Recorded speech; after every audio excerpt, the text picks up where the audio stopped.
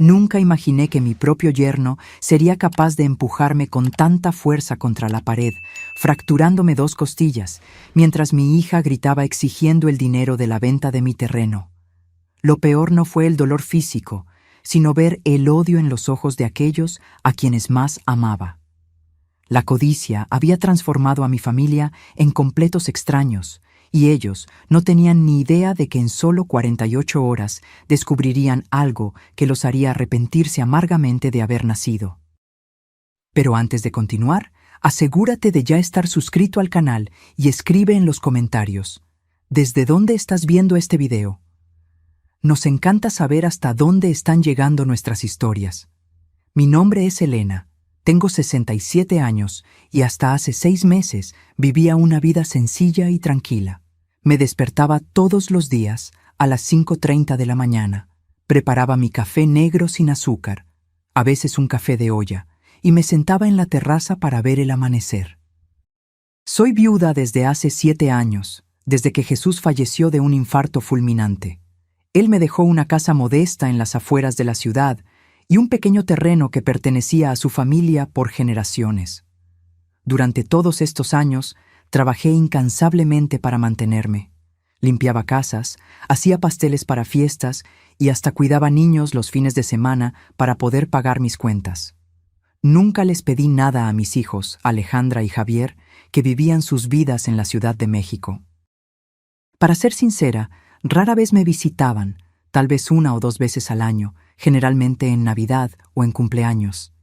La vida seguía su curso normal hasta que, en marzo de este año, recibí una visita inesperada. Un hombre de traje impecable y maletín de cuero llamó a mi puerta un miércoles soleado. «Buenas tardes, señora Elena. Mi nombre es Ricardo Gómez, representante de la constructora Nuevo Amanecer. Estamos interesados en adquirir su propiedad para un nuevo proyecto inmobiliario».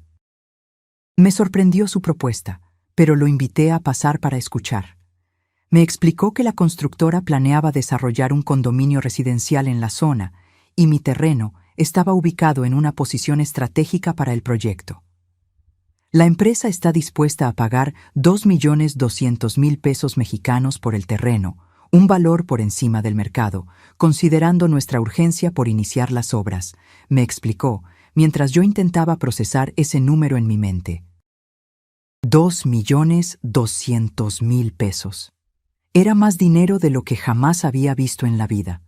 Con esa cantidad podría remodelar mi casa, comprar un auto pequeño, viajar para conocer lugares que siempre soñé y, principalmente, tener una reserva financiera para emergencias médicas.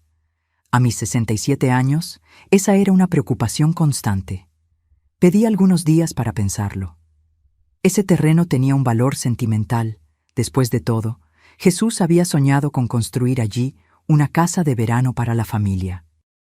Pero sus sueños murieron con él, y ahora yo necesitaba pensar en mi propia seguridad. Después de 3 noches de insomnio y mucha reflexión, decidí aceptar la oferta. La transacción fue sorprendentemente rápida. En menos de un mes, el dinero estaba en mi cuenta bancaria y los papeles debidamente firmados. Por alguna razón que ni yo misma podía explicar, opté por no contarle a nadie sobre la venta. Quizás era un presentimiento, o simplemente el deseo de tener tiempo para organizar mis ideas y planear mi futuro. Guardé los documentos en una caja de metal debajo de la cama y seguí mi vida normalmente. Mi paz duró exactamente 42 días. Era un jueves cuando el auto negro y reluciente de mi hija Alejandra se estacionó frente a mi casa. Me sorprendió, ya que ella nunca aparecía sin avisar, mucho menos a mitad de semana. Ella trabajaba como gerente en una tienda departamental en la Ciudad de México, a 3 horas de aquí. «Mamá», exclamó con una sonrisa que no le llegaba a los ojos. Estaba elegante como siempre, con un vestido caro y zapatos de marca. «Te extrañaba». La abracé, genuinamente feliz de verla, pero algo en su comportamiento me inquietó. Alejandra caminaba por la casa observándolo todo con una mirada evaluativa, haciendo preguntas sobre mi salud, mi rutina, sobre los vecinos. Conversaciones superficiales que parecían solo llenar un vacío hasta que llegara al verdadero motivo de su visita. Finalmente, después del almuerzo, mientras lavábamos los trastes, soltó la bomba. «Mamá, me enteré de que vendiste el terreno de papá». Mis manos se detuvieron bajo el agua corriente. Sentí un escalofrío recorrer mi espalda. «¿Quién te contó eso?», pregunté sin voltear para mirarla a la cara. «El mundo es pequeño, mamá». La esposa de Carlos, el de la tiendita, es prima del empleado de la notaría que procesó los documentos. Él comentó sobre la venta. ¿Es verdad? No había motivo para negarlo. Sequé mis manos en el delantal y me giré para encarar a mi hija. Sí, vendí el terreno. La constructora Nuevo Amanecer va a construir un condominio en la zona. El rostro de Alejandra se transformó. La sonrisa forzada dio paso a una expresión de indignación que yo jamás había visto. ¿Y no consideraste importante consultarnos antes de tomar esa decisión?, preguntó, subiendo algunos tonos en la voz. ¿Consultarlos? El terreno estaba a mi nombre, Alejandra. Fue una decisión difícil, pero necesaria. Ella se rió, una risa seca y sin humor. ¿Necesaria para qué, exactamente? Por lo que sé, siempre te has arreglado bien todos estos años. Me arreglé, sí. Trabajando en 3 empleos diferentes para pagar mis cuentas, mientras ustedes rara vez aparecían por aquí, respondí, sintiendo el rencor de años de negligencia saliendo a flote. ¿Y cuánto recibiste por ese terreno?, preguntó, ignorando completamente mi comentario. Dudé. Algo dentro de mí decía que revelar el valor sería abrir una puerta peligrosa. Un valor justo, respondí vagamente. Alejandra se cruzó de brazos, su rostro endureciéndose. Mamá, ya no soy una niña. Sé que la zona está valorizada por el nuevo centro comercial. Debe haber sido una buena cantidad de dinero, y ese dinero, de alguna manera, también es nuestra herencia. ¿Su herencia?, repetí, incrédula. Alejandra, ese terreno estuvo abandonado por 7 años. Ustedes nunca se preocuparon por él. Nunca ofrecieron ayuda para el mantenimiento. Nunca pagaron un centavo de los impuestos anuales. Eso no cambia el hecho de que era propiedad de papá, y nosotros somos sus hijos, replicó elevando la voz. No tenías derecho a tomar esa decisión sola. La discusión escaló rápidamente. Alejandra gritaba sobre derechos de herencia mientras yo intentaba explicar que el dinero sería mi seguridad financiera para los próximos años. Era como si estuviéramos hablando idiomas diferentes. Javier y yo tenemos nuestros propios proyectos, mamá. Él quiere expandir su taller mecánico y yo estoy pensando en abrir mi propia boutique. Ese dinero podría ayudarnos. ¿Y quién me va a ayudar a mí cuando ya no pueda trabajar? ¿Cuando necesite atención médica? Apenas tienen tiempo para visitarme, Alejandra. Fue en ese momento que escuché el sonido de otro carro estacionándose frente a la casa. Por el ruido del motor, reconocí inmediatamente la camioneta de Santiago, esposo de Alejandra. Mi corazón se aceleró. ¿Lo llamaste?, pregunté, incrédula. Alejandra no respondió, pero su mirada confirmó mi sospecha. Esto no era un encuentro espontáneo, era una emboscada planeada. Santiago entró sin tocar, como si la casa fuera suya. Alto, corpulento, con sus 45 años y ese aire de superioridad que siempre me incomodó. Traía consigo un maletín negro bajo el brazo. «Hola, doña Elena», saludó con una sonrisa forzada, dándome un beso frío en la mejilla. «¿Alejandra ya habló con usted sobre el terreno?». En ese momento me di cuenta de que estaba en desventaja. 2 contra 1, en mi propia casa, sintiéndome acorralada como un animal. Pero no estaba dispuesta a ceder. Sí, Santiago, estábamos discutiendo exactamente eso, y como ya le dije a Alejandra, fue una decisión mía, y el dinero será usado para garantizar mi seguridad en la vejez. Santiago se sentó a la mesa de la cocina, abriendo el maletín que traía. De él sacó algunos papeles. «Doña Elena, entiendo su preocupación por el futuro, pero necesitamos ser prácticos. Usted tiene 67 años, vive sola, y administrar una cantidad significativa de dinero puede ser complejo a su edad. ¿A mi edad?, repetí, sintiendo la sangre hervir en mis venas. Estoy perfectamente lúcida y capaz de administrar mi propia vida financiera, Santiago. Claro, claro, dijo en tono condescendiente. Pero pensé en una solución que nos beneficiaría a todos. Preparé un contrato sencillo donde usted transfiere el valor a una cuenta conjunta administrada por Alejandra. Ella se encargaría del dinero, lo invertiría adecuadamente, y usted recibiría una mesada para sus gastos. Una mesada, como si fuera una niña incapaz. Miré a aquel hombre arrogante y luego a mi hija, que evitaba mi mirada, y supe que había llegado la hora de posicionarme firmemente. No, respondí simplemente. ¿Cómo que no?, preguntó Santiago, como si no pudiera creer lo que escuchaba.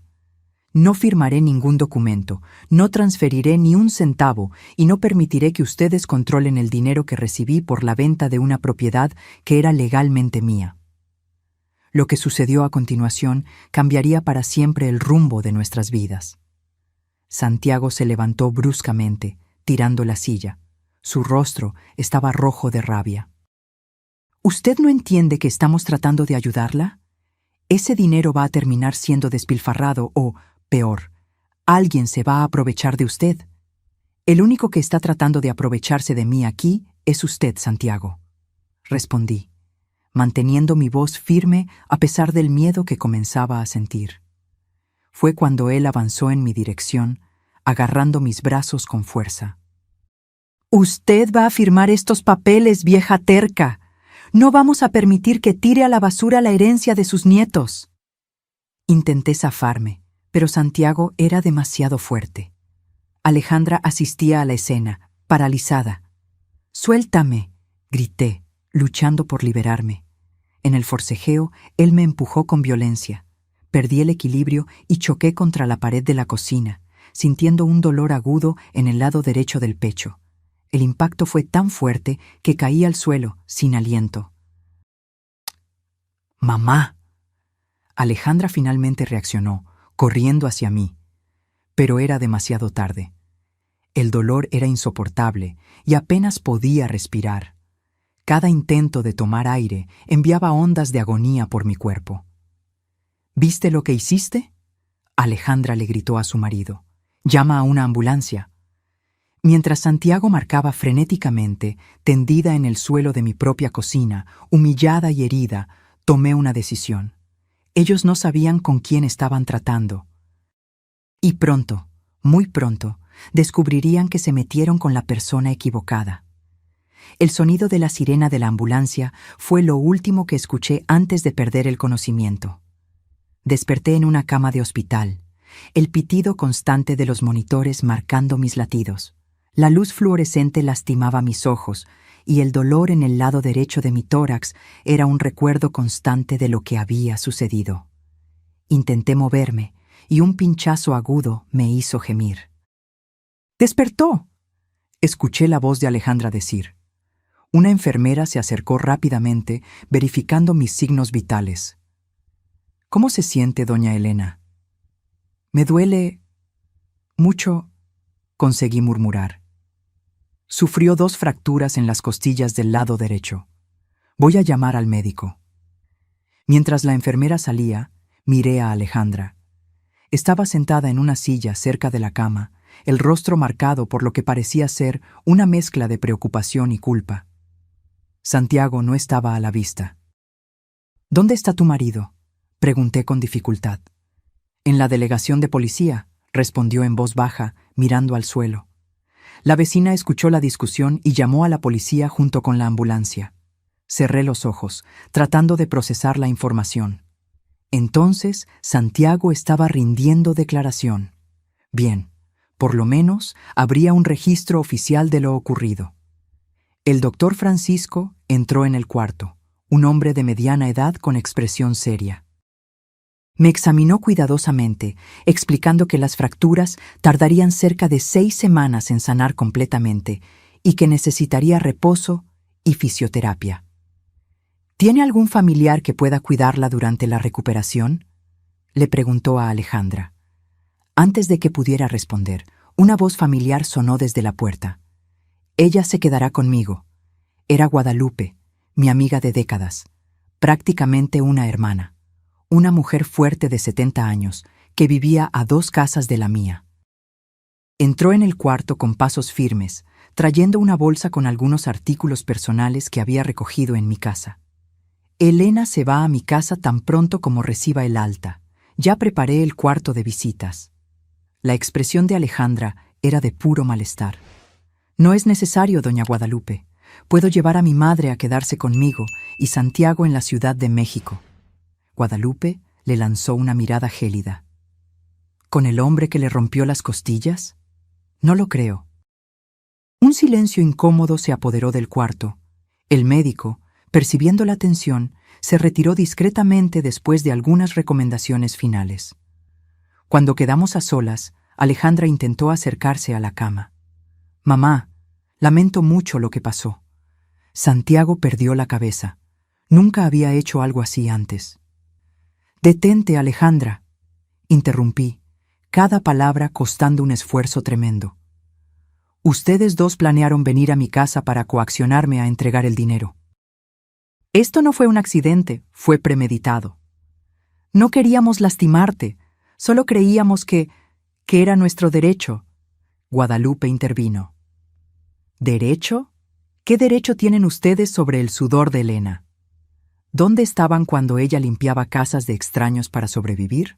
¿Cuando vendía pasteles de madrugada para pagar las cuentas médicas? Alejandra bajó la cabeza sin respuesta.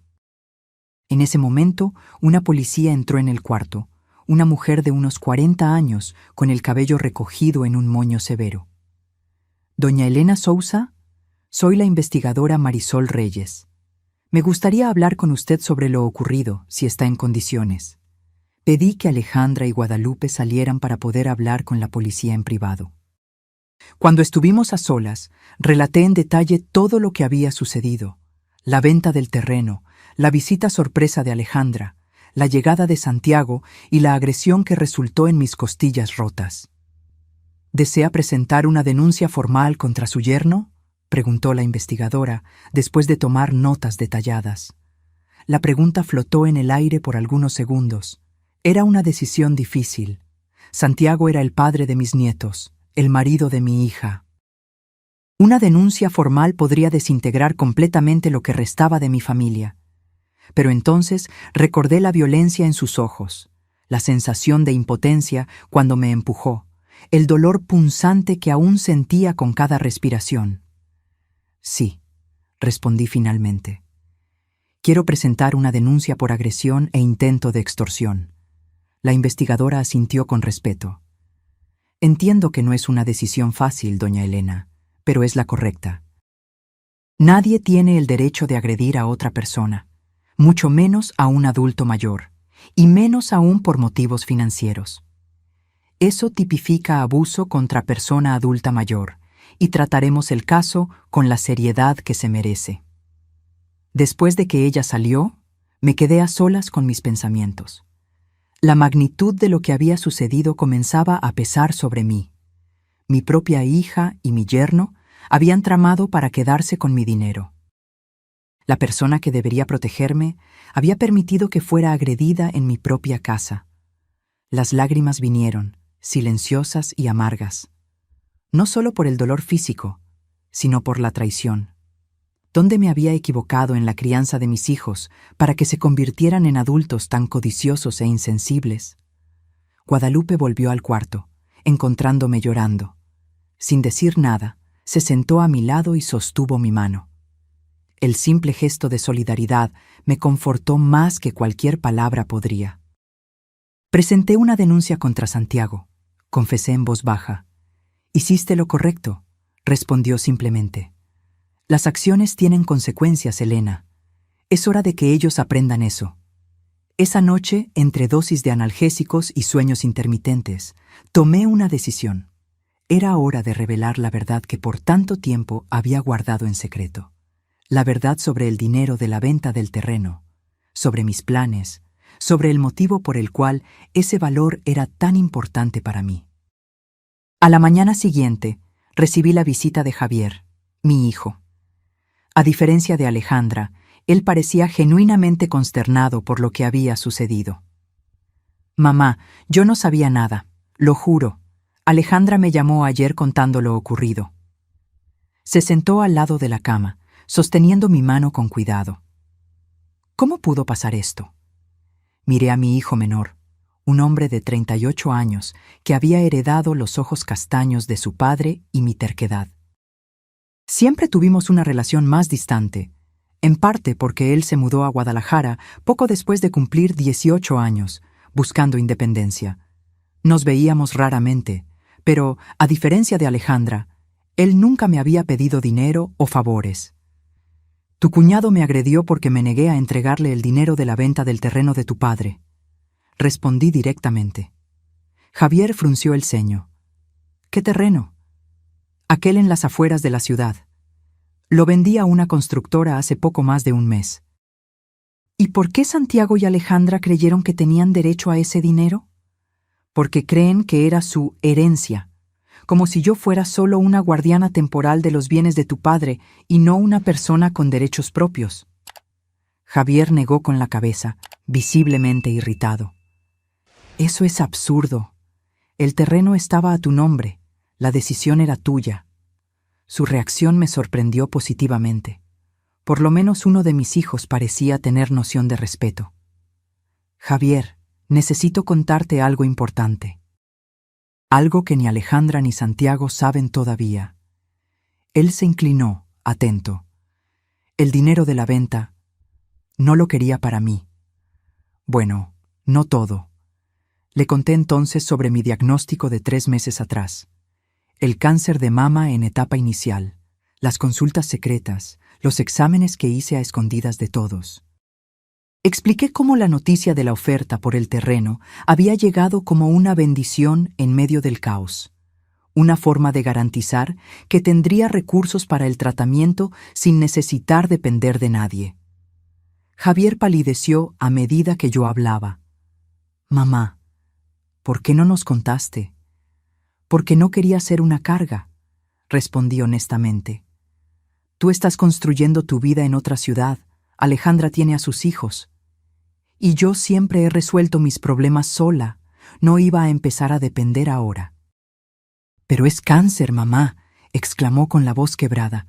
«No es una gripe o un resfriado, vas a necesitar apoyo». Y es exactamente por eso que vendí el terreno. Para garantizar que tendré recursos para el tratamiento, para contratar ayuda si la necesito, para no tener que preocuparme por el dinero mientras lucho contra esta enfermedad.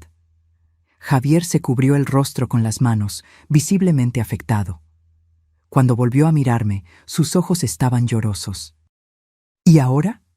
¿Qué dijeron los médicos sobre tus posibilidades?». «Son buenas. El cáncer fue descubierto temprano, está localizado. La cirugía está marcada para dentro de 3 semanas, seguida de radioterapia. Pero ahora, con estas costillas rotas…». Suspiré, sintiendo un pinchazo de dolor. «Tendremos que reevaluar el cronograma». En ese momento, Alejandra entró en el cuarto, pareciendo que no había dormido en toda la noche. Sus ojos estaban hinchados de tanto llorar y traía un pequeño ramo de flores. «Mamá, ¿podemos hablar?». Javier se levantó, el rostro endurecido. «Alejandra, necesitamos hablar afuera primero». Antes de que ella pudiera protestar, él la jaló por el brazo hacia el pasillo. A través de la puerta entreabierta, pude escuchar fragmentos de la discusión acalorada.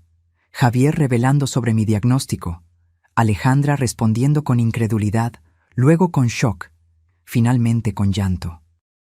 Cuando regresaron al cuarto, Alejandra parecía devastada. Se acercó a la cama con vacilación, como si temiera mi rechazo. «Mamá», su voz falló. «¿Es verdad, lo del cáncer?». Asentí silenciosamente. Ella se desmoronó en lágrimas, cayendo de rodillas al lado de la cama. «¿Por qué no nos contaste? Todo este tiempo, y nosotros, yo…». Sollozaba tanto que apenas podía formar frases coherentes. Porque era mi batalla que librar, Alejandra, mi enfermedad, mi decisión. Pero somos tu familia. Deberíamos estar a tu lado. ¿Familia? Repetí con una pizca de amargura. ¿Dónde estaba mi familia cuando necesitaba compañía en las navidades solitarias? ¿Dónde estaba mi familia cuando trabajaba en 3 empleos diferentes para sobrevivir? La verdad es que solo aparecieron cuando descubrieron que yo tenía dinero. Alejandra levantó el rostro mojado de lágrimas, el maquillaje completamente corrido. Yo no tengo excusas, mamá. Tienes razón. Fui egoísta, codiciosa.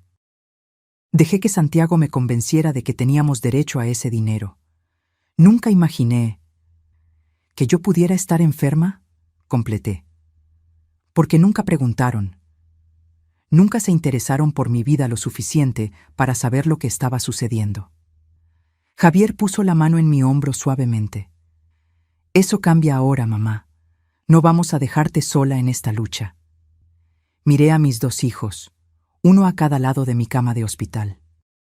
Alejandra destruida por el remordimiento, Javier determinado a compensar los años de ausencia. Por un breve momento, sentí una chispa de esperanza de que tal vez, solo tal vez, esta terrible situación pudiera ser el inicio de una reconciliación familiar. Pero entonces recordé las costillas rotas, el dolor que aún sentiría por semanas, la cirugía aplazada, el tratamiento complicado por la agresión, y supe que el camino hacia el perdón sería largo y arduo. El médico dijo que me dan de alta mañana, comenté cambiando de tema. Me quedaré en casa de Guadalupe durante la recuperación. No, mamá, protestó Alejandra. Ven a mi casa. Santiago está en casa de su mamá. No volverá mientras tú estés allí. Puedo cuidarte, es lo menos que puedo hacer. O puedes venir conmigo a Guadalajara, ofreció Javier. Tengo espacio en el departamento y puedo trabajar desde casa por algunas semanas. Negué con la cabeza, sintiendo una ola de cansancio dominarme. Agradezco las ofertas, pero ya lo decidí. Me quedaré con Guadalupe. Ella es la única persona que ha estado realmente presente en mi vida en los últimos años. Necesito paz y tranquilidad para recuperarme, no tensión familiar. Vi el dolor en los ojos de ambos, pero no contestaron mi decisión. En el fondo, sabían que era justa. ¿Y qué hay de Santiago?, preguntó Javier, su voz cargada de rabia contenida. No puede salir impune después de lo que hizo. No saldrá, respondí con firmeza. Presenté una denuncia formal. El resto está en manos de la justicia. Alejandra sollozó nuevamente. Esto va a destruir nuestro matrimonio, mamá. No fui yo quien destruyó tu matrimonio, Alejandra. Fue tu marido cuando decidió agredir a una adulta mayor para robar su dinero. Las palabras eran duras, pero necesarias. Por demasiado tiempo había cedido, callado, aceptado migajas de atención. Ahora, enfrentando no solo costillas rotas, sino también un cáncer, no tenía más energía para suavizar la verdad. Esa tarde, recibí una visita inesperada. El delegado responsable del caso me informó que Santiago había sido liberado tras pagar fianza, pero respondería en libertad por lesión corporal grave, violencia contra adulto mayor e intento de extorsión. Doña Elena, casos como el suyo lamentablemente son más comunes de lo que quisiéramos, explicó el delegado. La violencia patrimonial contra adultos mayores, practicada por familiares, es una realidad que enfrentamos a diario. ¿Violencia patrimonial?, repetí, no familiarizada con el término. Es cuando familiares o cuidadores intentan apropiarse de los bienes de personas adultas mayores, ya sea por medio de coacción, manipulación o incluso violencia física, como en su caso. Mientras él hablaba, percibí la dimensión del problema. No era solo un drama familiar, era un crimen tipificado, reconocido, recurrente. Usted hizo lo correcto al denunciar, continuó. Muchas víctimas se callan por miedo o vergüenza, perpetuando el ciclo de abuso. Cuando el delegado salió, me quedé reflexionando sobre sus palabras. ¿Cuántas otras personas de mi edad estarían pasando por lo mismo, sufriendo en silencio por miedo a confrontar a sus propios hijos. A la mañana siguiente, antes del alta hospitalaria, el oncólogo que me acompañaba vino a evaluar mi condición. El doctor Francisco era un hombre compasivo que me había dado apoyo desde el diagnóstico. «Elena, lamentablemente tendremos que aplazar la cirugía», explicó él después de examinar las radiografías de mis costillas. «Necesitamos esperar por lo menos 3 semanas para que haya una consolidación inicial de las fracturas antes de someterla a otra intervención». «¿Y eso no perjudica el tratamiento del cáncer?», pregunté, aprehensiva. «Es un aplazamiento controlado. Su tumor es de crecimiento lento y continuaremos monitoreando. Lo importante ahora es que se recupere de este trauma para estar lo suficientemente fuerte para enfrentar la cirugía». Cuando finalmente dejé el hospital, apoyada en Guadalupe de un lado y Javier del otro, sentí como si estuviera iniciando un nuevo capítulo de mi vida. Un capítulo difícil, doloroso, pero también revelador. Al entrar en el auto de Javier, miré al hospital por la ventana y pensé en cómo una simple decisión de vender un terreno había desatado una serie de eventos que cambiaron completamente el rumbo de mi existencia. «¿A casa de Guadalupe?», preguntó Javier encendiendo el motor. «Sí», respondí, ajustando el cinturón con cuidado para no presionar mis costillas. «A mi nuevo hogar temporal». Mientras nos alejábamos, no pude evitar pensar que, a pesar de todas las dificultades, por lo menos ahora no enfrentaría sola las batallas que estaban por venir. El cáncer, las fracturas, la traición familiar, todo parecía aterrador. Pero había también un extraño sentimiento de liberación. Las máscaras habían caído, las verdaderas naturalezas expuestas. Era doloroso, sí, pero también clarificador.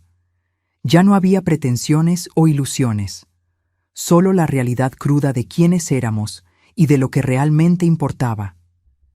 El camino de vuelta de nuestra antigua casa a la residencia de Guadalupe era corto, solo 15 minutos en carro, pero para mí pareció una eternidad. Cada bache en la carretera enviaba ondas de dolor por mi cuerpo, recordándome constantemente lo que había sucedido.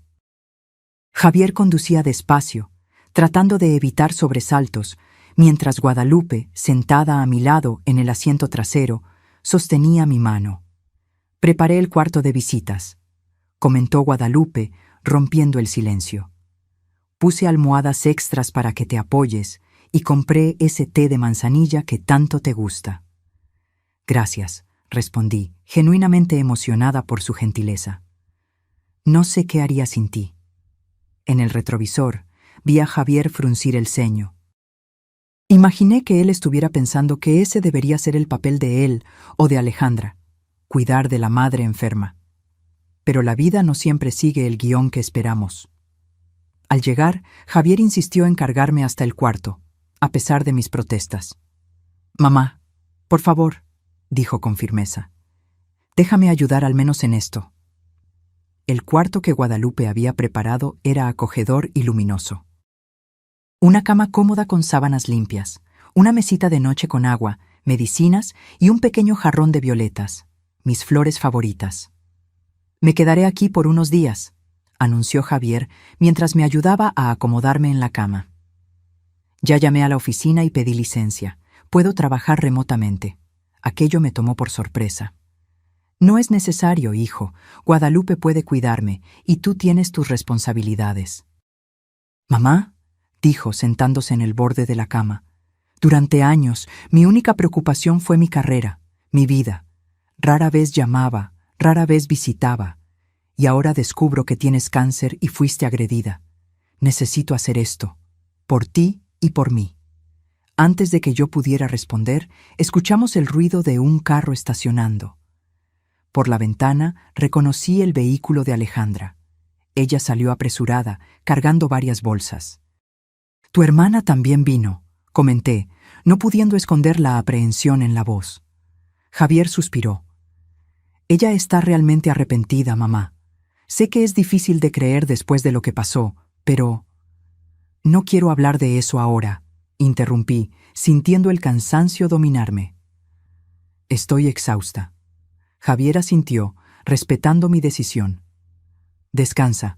Nosotros nos encargamos de todo. Cerré los ojos, permitiéndome finalmente relajarme. Los analgésicos comenzaban a hacer efecto, adormeciendo el dolor lo suficiente para que pudiera descansar.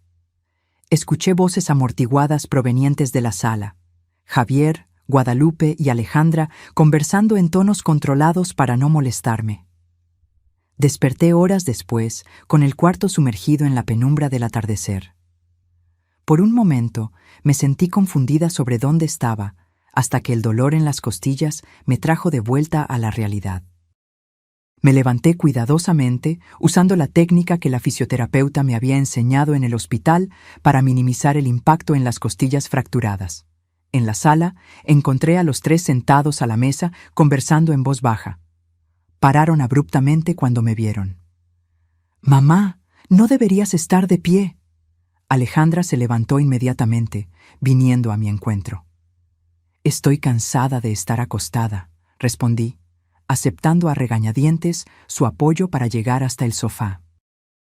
«Y necesito moverme un poco», fue recomendación médica. Guadalupe me trajo un vaso de agua y tabletas para el dolor. Las tomé con gratitud, observando la dinámica entre mis hijos. Había una tensión palpable en el aire. «Hablamos con el doctor Francisco mientras dormías», informó Javier. «Dijo que tan pronto como tus costillas lo permitan, retomará la planificación de la cirugía. Mientras tanto, quiere seguir monitoreando el tumor con exámenes regulares». Asentí, agradecida por su proactividad. «Gracias por ocuparse de eso». «Mamá». Alejandra comenzó vacilante, sentándose a mi lado en el sofá. «Sé que es difícil para ti confiar en mí ahora, pero quiero que sepas que estoy aquí. No voy a abandonarte en este momento». Miré a mi hija, buscando señales de sinceridad en su rostro. Parecía genuinamente arrepentida, los ojos aún rojos de tanto llorar, el rostro sin el maquillaje perfecto que solía usar. «Alejandra», respondí calmadamente, «aprecio tu deseo de ayudar, pero confiar en ti nuevamente va a tomar tiempo. No solo permitiste que tu marido me agrediera, sino que participaste activamente en el plan para robar mi dinero». Ella bajó la cabeza, aceptando la crítica. «Lo sé, y no tengo excusas. Solo puedo pedirte que me des una oportunidad de probar que cambié, que aprendí de mis errores». «¿Y Santiago?», pregunté directamente.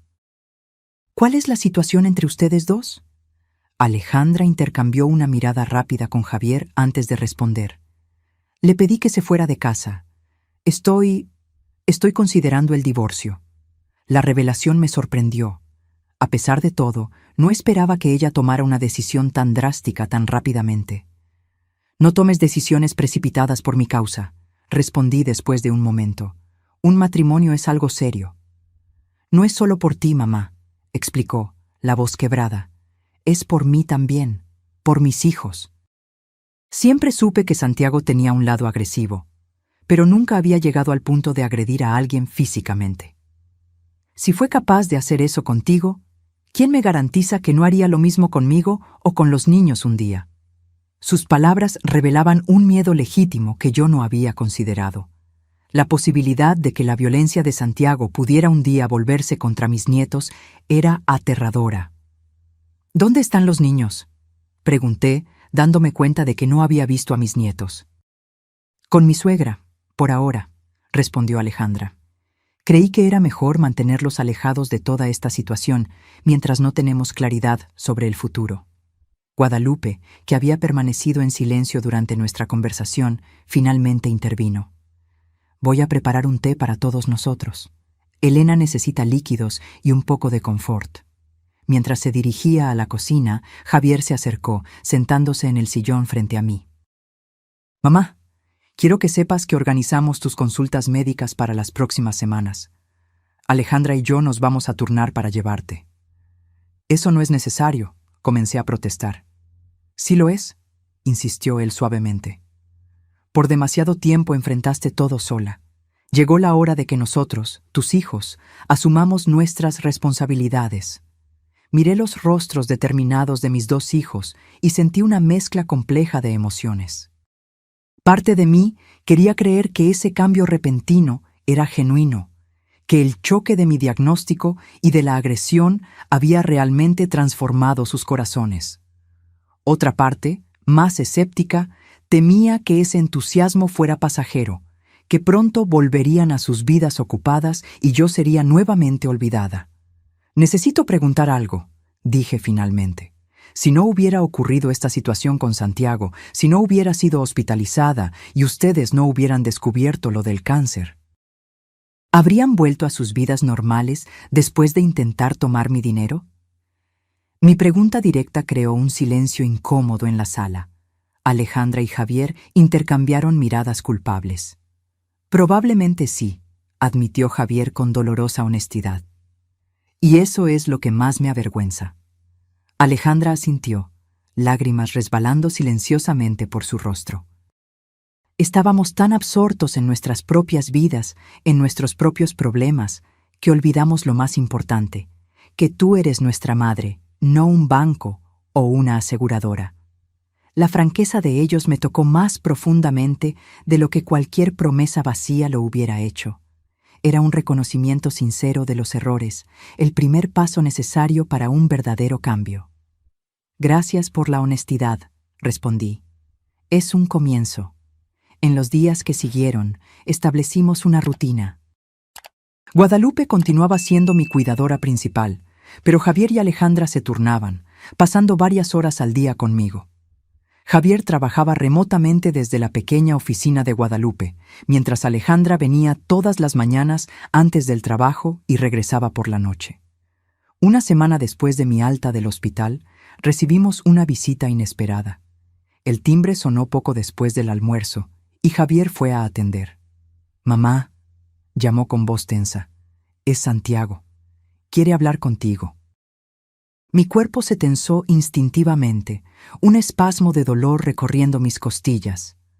«No quiero verlo», respondí prontamente. «Dice que es importante», insistió Javier, aunque pude ver la renuencia en sus ojos. «Algo sobre el proceso». Alejandra, que había salido a comprar algunos víveres, no estaba presente. Tal vez fuera mejor así. «Déjalo entrar», decidí finalmente. «Pero quédate aquí conmigo». Santiago entró en la sala con postura cabizbaja, muy diferente de la arrogancia que siempre lo había caracterizado. Vestía ropa simple, barba sin afeitar, ojeras profundas, la imagen de un hombre derrotado. «Doña Elena», comenzó él vacilante, «sé que probablemente no quiere verme, pero necesitaba hablar personalmente». «Dime lo que viniste a decir», respondí fríamente.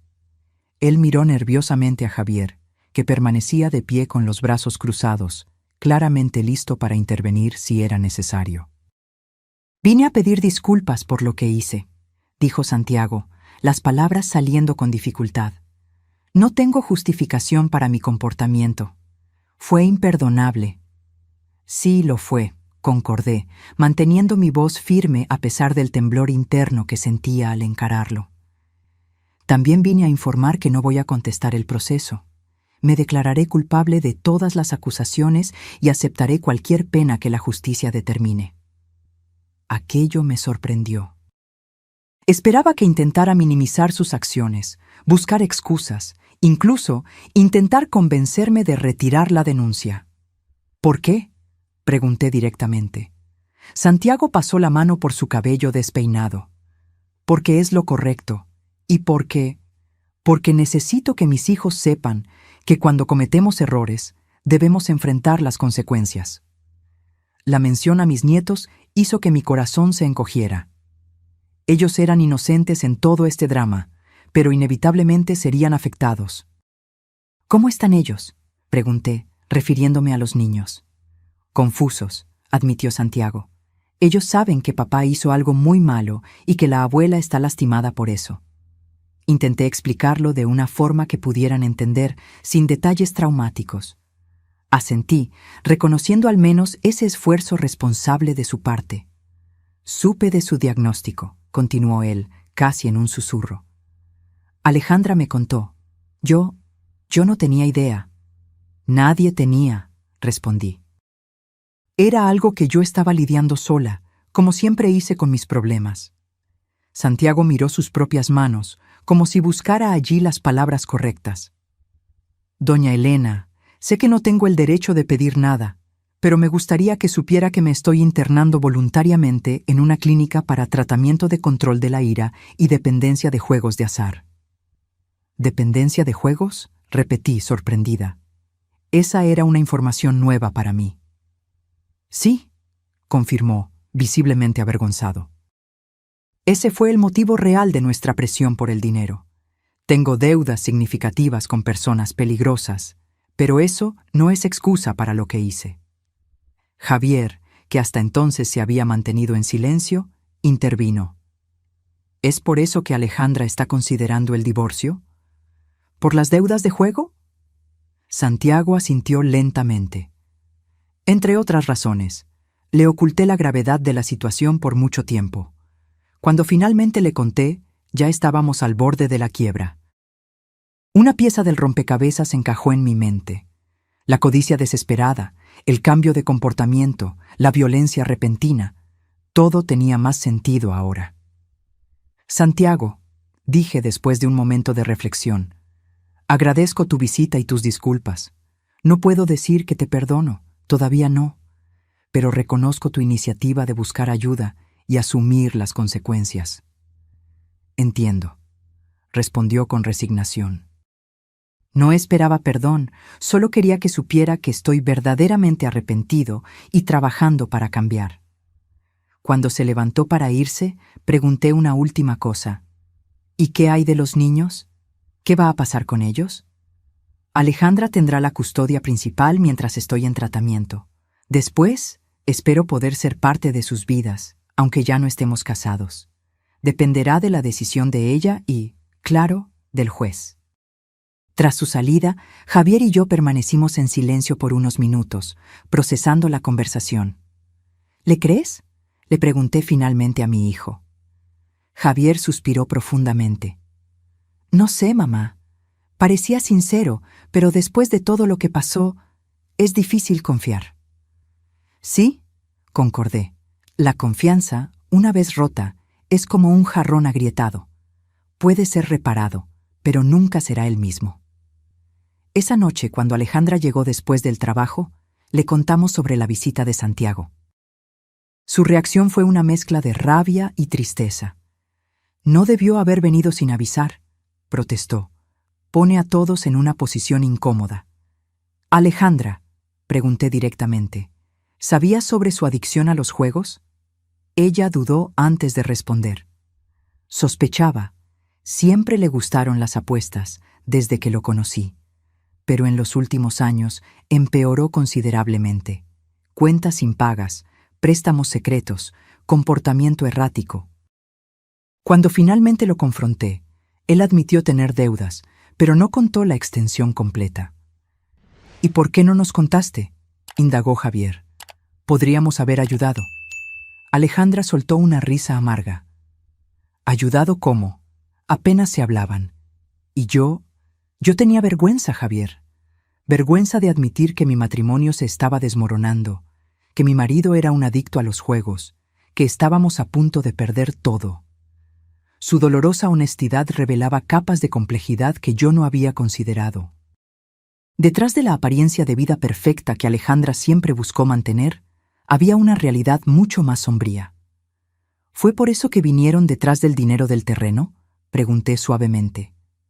Alejandra secó una lágrima. Parcialmente. Santiago vio ese dinero como una tabla de salvación, una forma rápida de resolver nuestros problemas. Y yo me convencí de que era justo, que era nuestra herencia, que tú no necesitabas tanto dinero a tu edad. Hizo una pausa, visiblemente avergonzada. Ahora me doy cuenta de lo egoísta y cruel que fue eso. Miré a mi hija, viéndola tal vez por primera vez en muchos años como realmente era. No la mujer exitosa y controlada que proyectaba ser, sino una persona frágil, intentando desesperadamente mantener las apariencias mientras su mundo se desmoronaba. Alejandra, dije suavemente, No necesitas cargar con esa carga sola. Ya no. Ella se desmoronó en lágrimas, años de tensión y miedo finalmente encontrando liberación. Javier se acercó, abrazando a su hermana mientras sollozaba. Era una escena que yo jamás esperaría ver. Mis dos hijos, siempre tan distantes el uno del otro, ahora unidos por el deseo de reparar los errores del pasado. Guadalupe, que observaba silenciosamente desde la puerta de la cocina, me sonrió con aprobación. Era solo un pequeño paso, pero significativo. Un momento de verdadera vulnerabilidad y conexión que hacía mucho tiempo no existía en nuestra familia. 2 semanas después, recibí buenas noticias del doctor Francisco. Mis costillas estaban sanando bien y podríamos retomar la planificación de la cirugía para la extirpación del tumor. Los exámenes más recientes mostraban que el cáncer no había progresado durante el periodo de espera forzada. Programamos la cirugía para el próximo lunes, informó Alejandra después de hablar con el médico por teléfono. Javier y yo ya organizamos un turno para quedarnos en el hospital. Meses atrás habría protestado, insistido en lidiar con todo sola. Ahora acepté la ayuda con gratitud. Era un aprendizaje difícil para alguien tan independiente como yo, permitirme ser cuidada, ser vulnerable. En la víspera de la cirugía, sentada en la terraza de Guadalupe observando la puesta de sol, hice un balance mental de los últimos meses. El dolor, la traición, el miedo al cáncer, la incertidumbre sobre el futuro, pero también la sorprendente reconciliación, el descubrimiento de fuerzas que no sabía poseer, la reconstrucción gradual de lazos familiares que creía irremediablemente rotos. ¿En qué piensas?, preguntó Guadalupe, uniéndose a mí con 2 tazas de té. En cómo la vida da vueltas, respondí, aceptando la bebida caliente. Hace algunos meses estaba planeando enfrentar el cáncer sola, convencida de que mis hijos jamás se importarían. Ahora, aquí están ellos, reorganizando sus vidas para ayudarme. Guadalupe sonrió, sus ojos sabios brillando en el crepúsculo. A veces necesitamos una crisis para reconocer lo que realmente importa. Una crisis bastante extrema, en nuestro caso, comenté con ironía. Lo importante es que están encontrando el camino de regreso el uno al otro. En ese momento, Javier y Alejandra llegaron, trayendo la cena, una comida casera preparada por Alejandra, algo que yo no la veía hacer desde que era adolescente. El médico dijo que puedes comer normalmente hoy, pero nada después de medianoche, explicó Alejandra, desenvolviendo los recipientes en la mesa de la cocina. Mientras cenábamos juntos, me di cuenta de lo rara que se había vuelto esta escena simple, una comida en familia a lo largo de los años. Entre carreras, distancias geográficas y resentimientos no expresados, habíamos perdido la práctica de simplemente estar juntos. Tengo una noticia, anunció Javier durante el postre. Pedí transferencia a la oficina regional. Me voy a mudar de vuelta aquí. La noticia me tomó completamente por sorpresa. Pero amas tu trabajo en Guadalajara. Construiste toda tu vida allá. Él se encogió de hombros, como si no fuera gran cosa. Es solo una ciudad, mamá. Puedo hacer mi trabajo desde cualquier lugar, y prefiero estar cerca de mi familia ahora. Alejandra añadió su propia noticia. Y yo alquilé un departamento en el centro, cerca del tuyo, mamá. Cuando estés totalmente recuperada y quieras volver a casa, estaremos a solo unos minutos de distancia. Miré a mis 2 hijos, demasiado emocionada para hablar. La transformación era casi increíble. De extraños que aparecían solo cuando necesitaban algo, se habían convertido en hijos dedicados, reorganizando sus vidas para estar presentes. No necesitan hacer todo esto por mí, conseguí decir finalmente. No es solo por ti, mamá, respondió Alejandra con suavidad.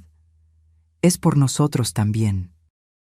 Nos dimos cuenta de cuánto perdimos todos estos años, enfocados solo en nuestras propias vidas. ¿Y qué hay de los niños?, pregunté, preocupada por mis nietos. Están ansiosos por pasar más tiempo con la abuela, sonrió Alejandra. Tan pronto como estés recuperada de la cirugía, quieren visitarte regularmente. ¿Y Santiago? La sonrisa de Alejandra se desvaneció un poco. Él está en la clínica de rehabilitación. Se quedará allí por lo menos 3 meses. Después veremos cómo proceder. El divorcio está en curso, pero acordamos mantener una relación civilizada por los niños. Asentí, satisfecha de ver que, a pesar de todo, ella estaba lidiando con la situación de forma madura y responsable. Esa noche, mientras me preparaba para dormir, reflexioné sobre los planes que había hecho cuando vendí el terreno. Originalmente, todo el dinero sería exclusivamente para mi tratamiento y para garantizar mi independencia financiera en los años que me quedaran. Ahora, con el apoyo de la familia, tal vez hubiera espacio para otros sueños. En la mañana de la cirugía, desperté antes del amanecer. El nerviosismo era inevitable, pero había también una extraña paz. Ya no estaba sola en esta batalla. Javier y Alejandra me llevaron al hospital, donde fuimos recibidos por el doctor Francisco. El procedimiento sería relativamente simple: una mastectomía parcial para extirpar el tumor, seguida de un análisis para determinar si sería necesaria quimioterapia adicional. ¿Lista?, preguntó el médico suavemente. Miré a mis hijos, uno a cada lado de mi cama, y luego a Guadalupe, que acababa de llegar. «Lista», respondí con convicción. Mientras la enfermera aplicaba la anestesia, sentí una profunda gratitud. Por estar viva, por tener la oportunidad de luchar contra el cáncer, por redescubrir el amor de mis hijos, incluso a través de un camino tan doloroso. Lo último que vi antes de dormirme fue el rostro de Alejandra, sosteniendo mi mano y diciendo palabras que yo no escuchaba hacía décadas. «Te amo, mamá. Estaremos aquí cuando despiertes». Desperté lentamente, emergiendo de las profundidades de la anestesia para encontrar un mundo borroso y confuso. Las primeras sensaciones fueron de dolor, no agudo, sino presente, palpitante, y una sequedad en la garganta que parecía interminable. Intenté hablar, pero solo un gemido escapó de mis labios resecos. «Mamá, ¿estás despertando?». La voz de Alejandra parecía venir de muy lejos, pero su mano apretando la mía era real y reconfortante. Forcé mis ojos a enfocarse, y poco a poco su rostro preocupado entró en foco. «Agua», conseguí murmurar. Inmediatamente, ella trajo un vaso con pajita hasta mis labios. Aquellos primeros sorbos fueron casi celestiales. «La cirugía salió bien», informó Alejandra con una sonrisa de alivio. El doctor Francisco logró extirpar todo el tumor y un poco del tejido alrededor. Dijo que los márgenes parecen limpios, pero solo tendremos certeza con la biopsia. Intenté procesar la información a través de la neblina de los analgésicos. Todo parecía distante, como si estuviera sucediendo con otra persona. «¿Cuánto tiempo?». «Casi 4 horas.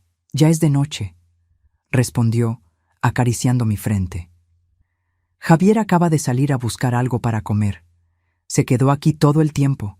Solo salió cuando estuvo seguro de que estabas despertando». En los días que siguieron a la cirugía, experimenté un tipo diferente de recuperación. No solo física, con la cicatrización de la incisión y el gradual retorno de las fuerzas, sino también emocional. Mis hijos se turnaban en el hospital, garantizando que yo nunca me quedara sola. Guadalupe venía todas las mañanas trayendo pequeños mimos: una flor recogida de su jardín, un libro nuevo, un dulce casero que las enfermeras permitían solo por esta vez. Al tercer día después de la cirugía, el doctor Francisco entró en el cuarto con una sonrisa amplia que anticipaba buenas noticias. «Doña Elena, tengo los resultados de la biopsia», anunció abriendo un maletín. «Los márgenes están limpios, lo que significa que logramos extirpar todo el tumor. Además, no encontramos evidencia de compromiso en los ganglios linfáticos». «¿Y qué significa eso exactamente?», preguntó Javier, que estaba a mi lado. «Significa que no será necesario hacer quimioterapia», explicó el médico. «Recomendaremos solo radioterapia preventiva, un tratamiento mucho menos agresivo, con menos efectos secundarios. Una ola de alivio recorrió mi cuerpo. Me había preparado para lo peor: la pérdida de cabello, la náusea constante, la debilidad extrema que conocía bien por haber acompañado a algunas amigas en sus tratamientos de quimioterapia. ¿Cuándo puedo ir a casa?, pregunté, ya ansiosa por dejar el ambiente hospitalario. Si continúa progresando así, en 2 días, respondió el médico. Pero necesitará cuidados en casa por algunas semanas, tanto por la cirugía como por las costillas aún en recuperación. No se preocupe, doctor, aseguró Alejandra. Ya organizamos todo. No se quedará sola ni por un minuto. Una semana después de recibir el alta, sentada en la terraza de Guadalupe, observando el jardín florecer con los primeros colores de la primavera, tomé una decisión. Le pedí a Javier que me ayudara a preparar algunos documentos y llamara a Alejandra para una conversación importante. Cuando todos estuvieron reunidos, incluso Guadalupe, que se había convertido en parte indisociable de nuestra pequeña familia, comencé a explicar mis planes. Después de todo lo que pasó, tuve mucho tiempo para reflexionar sobre el dinero de la venta del terreno. Comencé calmadamente. Inicialmente, todo él sería destinado a mi tratamiento y a mi seguridad financiera futura. Alejandra y Javier intercambiaron miradas aprensivas, probablemente temiendo que yo fuera a mencionar el episodio de su intento de tomar el dinero. Pero ese no era mi objetivo. Ahora, con el pronóstico más positivo y con el apoyo de ustedes, percibo que puedo hacer más con ese recurso, continué. Por eso, tomé algunas decisiones. Les mostré los documentos que había preparado con la ayuda de Javier. Un nuevo testamento, más detallado, y algunos contratos. Primero, separé una parte para garantizar mi tratamiento completo y una reserva de emergencia. Segundo, creé un pequeño fondo educativo para mis nietos. Quiero que tengan oportunidades que tal vez ustedes no puedan proporcionar solos. Alejandra llevó la mano a la boca, visiblemente emocionada. Mamá, no necesitas hacer eso. Yo quiero hacerlo, interrumpí suavemente. Son mis nietos, y no hay mejor inversión que su educación. Y el tercer punto, continué, es lo que más me alegra. Decidí crear una pequeña fundación en memoria de su padre. Un fondo que ofrecerá apoyo financiero a adultos mayores con cáncer que no tienen recursos para un tratamiento adecuado. Javier asintió con aprobación. A papá le habría encantado eso. Él siempre hablaba sobre cómo las personas adultas mayores eran descuidadas por el sistema de salud. Exactamente, concordé, sintiendo un pinchazo de nostalgia por mi marido. Y quiero que ustedes dos participen en la administración de esta fundación. No como una obligación, sino como una oportunidad de honrar su memoria y tal vez ayudar a otras personas que están pasando por lo que yo pasé, sin el privilegio del apoyo que tengo ahora. El silencio que siguió estaba cargado de emoción. Finalmente, Alejandra habló, la voz quebrada. Sería un honor, mamá. Y creo que lo necesito. Hacer algo significativo, algo más grande que yo misma. Javier completó su pensamiento. Podemos usar mis habilidades de administración para garantizar que el dinero sea bien aplicado. Tal vez crear alianzas con hospitales locales, identificar pacientes que realmente necesitan ayuda. Mientras mis hijos discutían animadamente sobre las posibilidades de la fundación, los observé con una mezcla de orgullo y alivio. Aquellas personas frente a mí eran versiones más maduras y compasivas de los hijos que yo conocía, como si el terremoto emocional de los últimos meses hubiera despertado cualidades que estaban dormidas hacía mucho tiempo. Hay una cosa más, añadí cuando la conversación disminuyó. Voy a volver a mi casa tan pronto como los médicos lo permitan. Pero mamá, protestó Alejandra inmediatamente, todavía te estás recuperando. No puedes quedarte sola. No dije que me quedaría sola, aclaré. Lo que pasa es que ya me cansé de molestar a Guadalupe y mi casa ha estado vacía por demasiado tiempo. Guadalupe rió suavemente.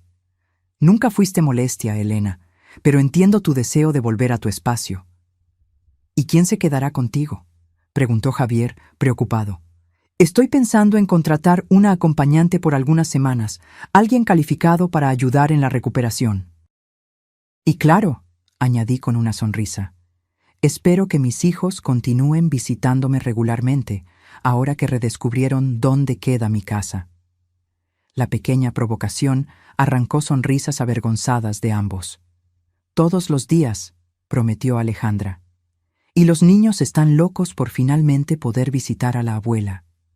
En la semana siguiente, contratamos a doña Carmen, una técnica de enfermería jubilada de 58 años, para que me ayudara durante el período de recuperación.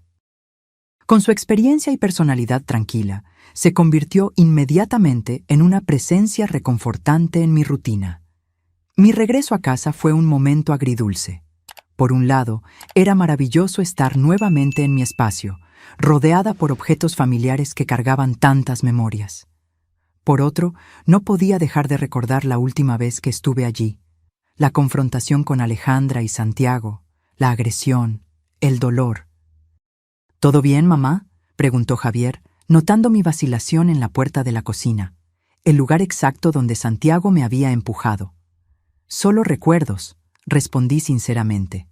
Pero vamos a crear nuevos, mejores. Mis nietos, Mateo de 8 años y Regina de 6, vinieron al día siguiente. Alejandra los había preparado para la situación, explicando que la abuela estaba enferma y necesitaba tranquilidad. Para mi sorpresa, los niños se comportaron admirablemente, mostrando una consideración más allá de su edad. «Abuela, te traje un dibujo para que te mejores pronto», dijo Regina, entregándome una hoja colorida donde había dibujado lo que parecía ser yo, ella y Mateo en un jardín florido. «Y yo hice esta tarjeta», complementó Mateo, orgullosamente presentando una tarjeta hecha a mano con el texto «Mejórate pronto, abuela, te quiero». Aquellos pequeños gestos de amor puro e incondicional me conmovieron profundamente. A pesar de todos los errores de sus padres, los niños continuaban inocentes, capaces de amar sin reservas ni segundas intenciones. «Gracias, mis amores», respondí, abrazándolos con cuidado para no presionar mis costillas aún sensibles. «Son las mejores medicinas que podría recibir». Las semanas siguientes trajeron una rutina casi tranquila. Por la mañana, doña Carmen me ayudaba con los ejercicios de fisioterapia y preparaba el desayuno. Alejandra generalmente aparecía antes de ir al trabajo, trayendo pan fresco o frutas. Javier pasaba buena parte del día en mi casa, trabajando remotamente desde la pequeña oficina que improvisamos en la sala de estar. La radioterapia comenzó 3 semanas después de la cirugía, 25 sesiones diarias, de lunes a viernes, durante 5 semanas. Era agotador, pero mucho menos agresivo que la temida quimioterapia. Javier y Alejandra se turnaban para llevarme, nunca dejándome enfrentar aquello sola. Fue durante ese período de tratamiento que recibí una visita inesperada. Yo estaba en la terraza, disfrutando del sol de la tarde, cuando un carro desconocido se estacionó frente a la casa. Santiago bajó, pareciendo nervioso, cargando un pequeño ramo de flores. Instintivamente, mi cuerpo se tensó. A pesar de las semanas de terapia y recuperación, la memoria del trauma aún estaba fresca. «Tranquila, yo atiendo», dijo Javier, que leía un libro a mi lado. «¿Quieres que lo eche?». Medité por un momento. «No, déjalo entrar. Pero quédate cerca, por favor». Santiago entró en la terraza con pasos vacilantes, claramente inseguro sobre su recepción. Estaba diferente. Más delgado, el rostro menos hinchado, los ojos más claros. «Doña Elena», comenzó él manteniendo una distancia respetuosa. «Sé que mi presencia puede ser perturbadora para usted, pero necesitaba venir personalmente a ver cómo está». «Estoy mejorando cada día», respondí con neutralidad. «¿Y tú? ¿Cómo va el tratamiento? Pareció sorprendido por mi pregunta directa. Está ayudando mucho.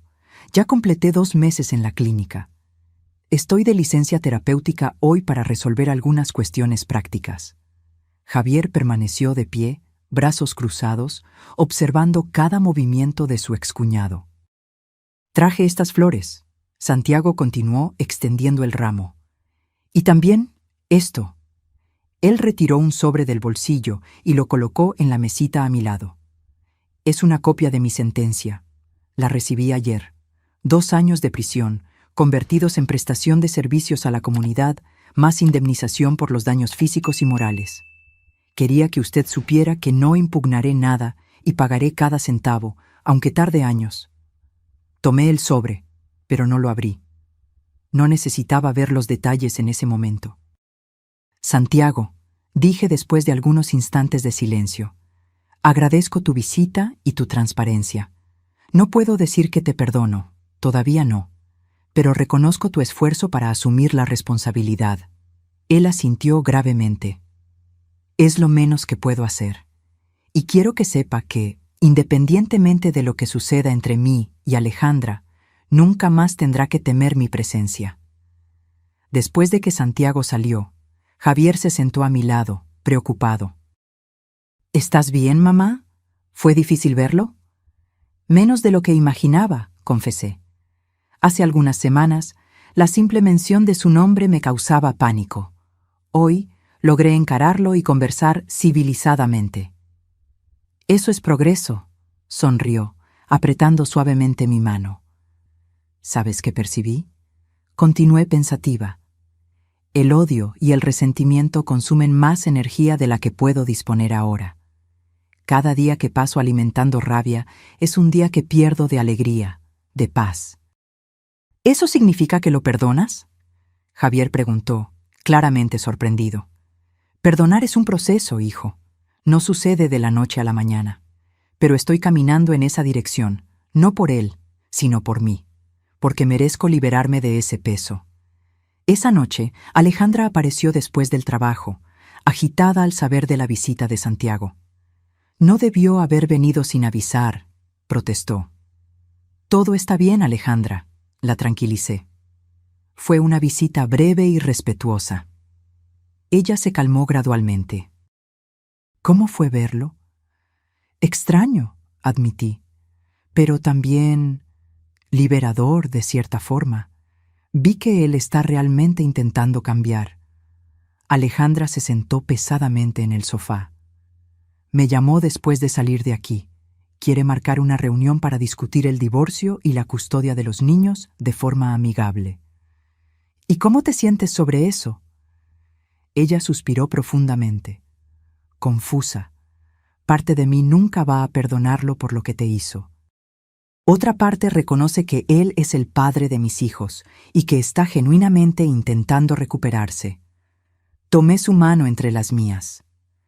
No tomes decisiones basadas solo en lo que pasó conmigo. Piensa en lo que es mejor para ti y para los niños a largo plazo. ¿Siempre fuiste así, mamá?, preguntó repentinamente. ¿Esa persona sabia y comprensiva? Reí suavemente. No, querida. La sabiduría viene con el dolor, con los errores, con los años, y tal vez con el cáncer y las costillas rotas. Ella rió también, un sonido que me llenó de alegría. Hacía tanto tiempo que no escuchaba a mi hija reír con naturalidad. Con el pasar de los días, la casa fue ganando nueva vida. Alejandra traía a los niños con frecuencia y el sonido de risas infantiles llenaba las habitaciones antes silenciosas. Javier, siempre más quieto e introvertido, sorprendentemente se reveló como un tío juguetón, inventando juegos y contando historias que mantenían a Mateo y Regina entretenidos por horas. En el último día de la radioterapia, fui sorprendida por una pequeña celebración. Al llegar a casa después de la sesión final, encontré la sala decorada con globos y una pancarta que decía Victoria, en letras coloridas. Guadalupe, Javier, Alejandra y los niños esperaban con un pastel casero y regalos simples. ¿Qué es todo esto?, pregunté emocionada. Es tu fiesta de victoria, mamá, respondió Javier. Venciste al cáncer. Y a las costillas rotas, añadió Alejandra. Y nosotros también queremos celebrar a la abuela genial que descubrimos que tenemos, completó Mateo, arrancando risas de todos.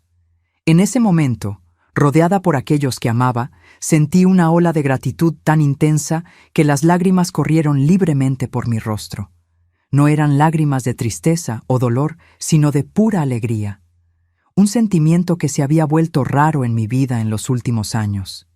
Gracias, conseguí decir entre sollozos. Por todo. Más tarde, cuando los niños ya estaban cansados y Alejandra se preparaba para llevarlos a casa, pedí que todos se sentaran por un momento. Quiero decir algo importante, comencé, sintiéndome extrañamente nerviosa. En estos últimos meses pasé por experiencias que nunca imaginé enfrentar a mis 67 años. Descubrí un cáncer, fui agredida físicamente, vi a mi familia desmoronarse y luego, milagrosamente, recomponerse. Hice una pausa, buscando las palabras correctas. Pero si tuviera que elegir entre nunca haber pasado por todo esto y continuar con la vida que tenía antes, solitaria, distante de ustedes, o enfrentar exactamente lo que enfrenté para llegar a donde estamos hoy, elegiría sin dudar el camino difícil que recorrimos. «Ay, mamá», murmuró Alejandra emocionada, «porque ahora», continué, «tengo algo que el dinero jamás podría comprar. Una familia verdadera, no solo de sangre o nombre, sino de presencia, de apoyo, de amor real y concreto». Javier, siempre tan contenido, tenía los ojos llorosos. «Nosotros somos los que agradecemos la oportunidad de ser mejores, mamá, de aprender lo que realmente importa, antes de que fuera demasiado tarde. Y prometo», añadió Alejandra, «que nunca más necesitarás pasar por ninguna dificultad sola. Estaremos siempre aquí». «Siempre, siempre», hizo eco Regina, aunque claramente no entendía completamente el tenor de la conversación. En los meses que siguieron, cumplí mi promesa de crear la Fundación en Memoria de Jesús. Con la ayuda de Javier, lidiamos con toda la burocracia necesaria y establecimos alianzas con 2 hospitales locales. La Fundación Jesús Sousa comenzó modestamente, pero con objetivos claros: proporcionar apoyo financiero para el tratamiento de cáncer a adultos mayores de bajos ingresos. Alejandra sorprendió a todos al ofrecerse para coordinar el departamento de recaudación de fondos, dedicando sus habilidades de ventas y marketing a una causa noble. Ella organizó eventos benéficos, contactó a empresarios locales y rápidamente logró aumentar significativamente el alcance de la fundación. Santiago cumplió su parte de la sentencia, trabajando en un hospital público los fines de semana y efectuando pagos regulares de la indemnización. Su tratamiento para la adicción a los juegos parecía estar funcionando, pues logró mantenerse alejado de las apuestas y reconstruir gradualmente su relación con los hijos, aunque el divorcio fue finalizado. En cuanto a mí, después de 6 meses de seguimiento médico riguroso, recibí la mejor noticia posible. No había señales de recurrencia del cáncer. Mis costillas habían sanado completamente, y aunque ocasionalmente sentía dolores en días fríos o húmedos, había recuperado prácticamente toda mi movilidad. En una tarde de domingo, casi un año después del fatídico día en que Santiago me agredió, organicé un almuerzo familiar en el patio de mi casa. Guadalupe trajo sus famosas carnitas, Alejandra preparó el postre y Javier se encargó de la parrilla. Los niños jugaban en el césped, sus risas resonando como música. Observando aquella escena, recordé la soledad que había sentido por tanto tiempo, el miedo a envejecer abandonada, la amargura que había crecido silenciosamente en mi corazón a lo largo de los años. «¿En qué piensas, mamá?», preguntó Javier, sentándose a mi lado con un vaso de limonada. «En cómo la vida es impredecible», respondí sinceramente. «En cómo a veces necesitamos perder algo para entender su verdadero valor». «Como casi perderte a ti», comentó él suavemente. «Y como yo casi los pierdo a ustedes», completé. «No físicamente, sino emocionalmente, que es un tipo diferente de muerte. Alejandra se unió a nosotros, cargando una bandeja de frutas frescas. ¿De qué están hablando tan seriamente? ¿Hoy es día de celebrar? Solo estábamos reflexionando sobre el año que pasó, explicó Javier. Un año de transformaciones, concordó ella, sentándose con nosotros. Sabes, mamá, nunca imaginé que la peor cosa que hicimos, aquel día terrible cuando vinimos a exigir tu dinero, terminaría siendo el catalizador para la mejor versión de nosotros mismos. Es lo que llaman bendiciones disfrazadas, comenté. A veces, el universo nos sacude violentamente para despertarnos. Mateo vino corriendo en nuestra dirección. Abuela, ven a ver, encontré un nido de pajaritos en el árbol de mango. Me levanté sin dificultad, un lujo simple que ahora apreciaba profundamente, y seguí a mi nieto hasta el gran árbol en el fondo del patio. Él apuntó hacia arriba, donde un pequeño nido albergaba 3 polluelos recién nacidos, sus bocas abiertas esperando el regreso de la madre. «Mira, son una familia como nosotros», exclamó Regina, que se había unido a nosotros. «Sí, querida», concordé, abrazando a mis nietos. Exactamente como nosotros. Esa noche, después de que todos se fueron y la casa volvió a quedar silenciosa, me senté en la terraza con una taza de té, contemplando las estrellas. La misma terraza donde, un año atrás, planeaba enfrentar sola un diagnóstico aterrador, convencida de que estaba abandonada en mi vejez. La vida me había enseñado una lección preciosa. A veces es necesario enfrentar la oscuridad más profunda para encontrar la luz más brillante. Es necesario perder para ganar, caer para levantarse más fuerte. La misma familia que casi me destruyó se había convertido en mi mayor fuente de fuerza y alegría. Sonreí hacia el cielo estrellado, sintiéndome verdaderamente en paz por primera vez en muchos años. Gracias, susurré, hablando con el universo, con Jesús, conmigo misma, por cada momento, cada lección, cada dolor y cada alegría que me trajo hasta aquí. Y en aquel momento silencioso, supe con certeza que, a pesar de todas las cicatrices, físicas y emocionales, yo no cambiaría mi vida por ninguna otra. El timbre de la escuela suena, y una multitud de niños sale corriendo por las puertas principales. Entre ellas, Regina, ahora con 11 años, cabello largo en una trenza elaborada. Ella me ve inmediatamente y corre en mi dirección. «Abuela, viniste a recogerme hoy». La abrazo con cariño, sintiendo su cuerpo crecido y fuerte contra el mío, aún resistente a pesar de mis 72 años. «Claro que vine. Tengo una sorpresa especial para ti». Sus ojos brillan de anticipación. «¿Qué sorpresa?» «Vamos a pasar la tarde en la fundación». Llegaron los nuevos equipos para la sala de recreación infantil y pensé que podrías ayudar a organizarlos. Regina salta de alegría. La Fundación Jesús Sousa había crecido significativamente en los últimos años, expandiendo su alcance más allá del soporte financiero a adultos mayores con cáncer. Ahora manteníamos también un programa de apoyo para niños cuyos abuelos estaban en tratamiento oncológico, una adición sugerida por Mateo, que a sus 13 años ya demostraba una sensibilidad impresionante. ¿Mateo también va?, pregunta Regina mientras caminamos hasta el carro. Nos encontrará allí después de su clase de guitarra, respondo abriéndole la puerta. La fundación ahora ocupa un pequeño edificio de 2 pisos en el centro de la ciudad. En la planta baja funcionan los servicios de atención a los pacientes, orientación sobre tratamientos, ayuda con documentación para el acceso a beneficios gubernamentales y distribución de medicamentos complementarios. En el piso superior están las oficinas administrativas y la nueva sala de recreación infantil. Al entrar, somos recibidas por Alejandra, que supervisa personalmente la instalación de los nuevos equipos de cómputo en el área de atención. «Mamá, Regina, qué bueno que vinieron», sonríe abrazándonos.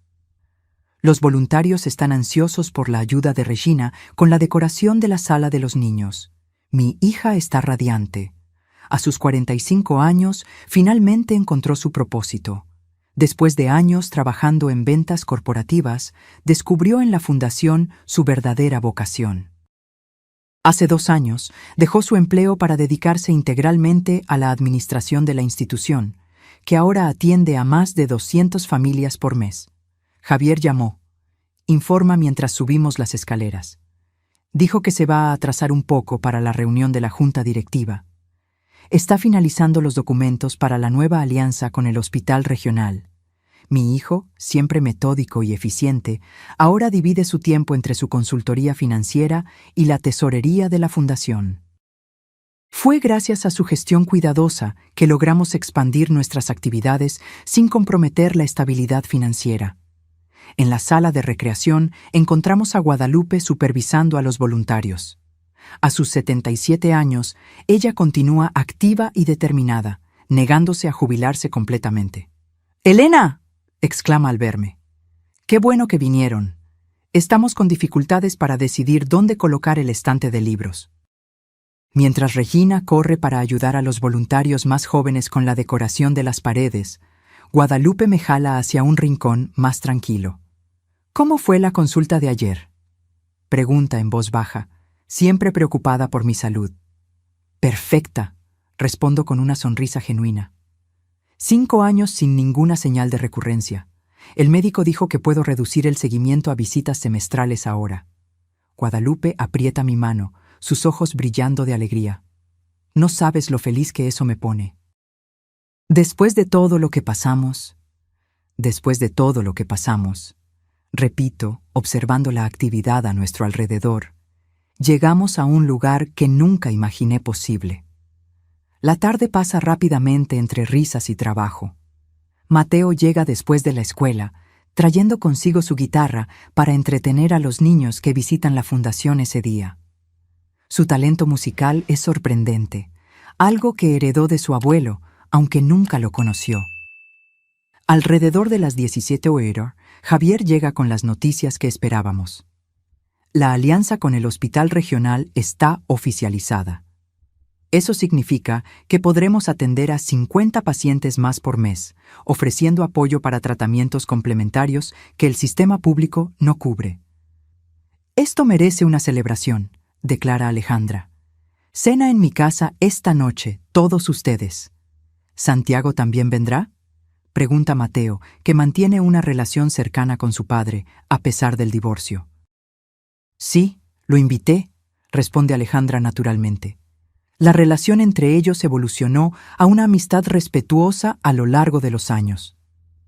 Santiago, después de completar su tratamiento y cumplir la sentencia, reconstruyó su vida.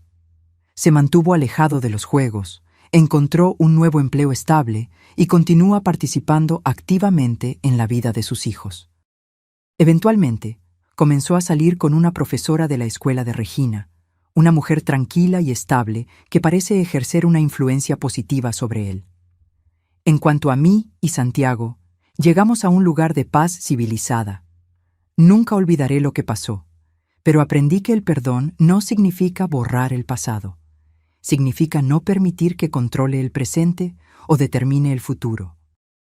A veces, cuando todos estamos reunidos, en cumpleaños, días festivos o celebraciones como la de hoy, observo a mi familia con un sentimiento de profunda gratitud. Veo a Alejandra, que encontró propósito en ayudar a los demás. A Javier, que aprendió a equilibrar trabajo y relaciones. A Mateo y Regina, creciendo con valores de empatía y solidaridad. Incluso a Santiago, que enfrentó sus propios demonios y encontró redención. Y pienso en cómo todo comenzó con una tragedia. La venta de un terreno, una pelea por dinero, costillas rotas y un diagnóstico aterrador. ¿Cómo podría imaginar, en aquel momento de dolor y desesperación, que estábamos solo al comienzo de una jornada de curación y transformación? En la cena en casa de Alejandra, levanto mi copa en un brindis. A la familia, digo simplemente, no a la que teníamos, sino a la que construimos día tras día, elección tras elección. Todos levantan sus copas, incluido Santiago, que me mira con respeto y algo cercano a la admiración. A la matriarca que nos enseñó el verdadero significado de fuerza, añade Javier. A la abuela más increíble del mundo, exclama Regina. Mientras las copas tintinean y las sonrisas se multiplican alrededor de la mesa, me siento completamente en casa. No solo en la casa de mi hija, sino en mi propia vida, una vida que casi pierdo, que casi abandoné, pero que ahora abrazo con toda la plenitud que se merece. Las cicatrices aún están ahí, las físicas, que ocasionalmente duelen en días lluviosos, y las emocionales, que a veces se manifiestan en pesadillas o momentos de inseguridad. Pero ya no me definen. Son solo marcas de una batalla que me hizo más fuerte, más sabia, más compasiva. Y si pudiera volver a aquella tarde fatídica, cuando Santiago me empujó contra la pared de mi cocina, rompiendo mis costillas y temporalmente mi espíritu, no cambiaría nada. Porque fue en aquel momento de oscuridad absoluta que la primera semilla de luz fue plantada, la semilla que eventualmente florecería en esta vida de significado y conexión que ahora tengo el privilegio de vivir. Al final de la noche, cuando Javier me lleva a casa, contemplo las estrellas por el vidrio del carro y sonrío. En mis 72 años, aprendí que la vida rara vez sigue el camino que planeamos, que a veces las mayores bendiciones vienen disfrazadas de tragedias y que nunca es demasiado tarde para empezar de nuevo. Y esta, percibo con serenidad, es quizás la lección más valiosa de todas. Ahora, si te gustó esta historia, haz clic en suscribirte y dime en los comentarios qué parte te dejó con la boca abierta. Y no olvides hacerte miembro para tener acceso a videos exclusivos que no publico aquí. Te espero allá.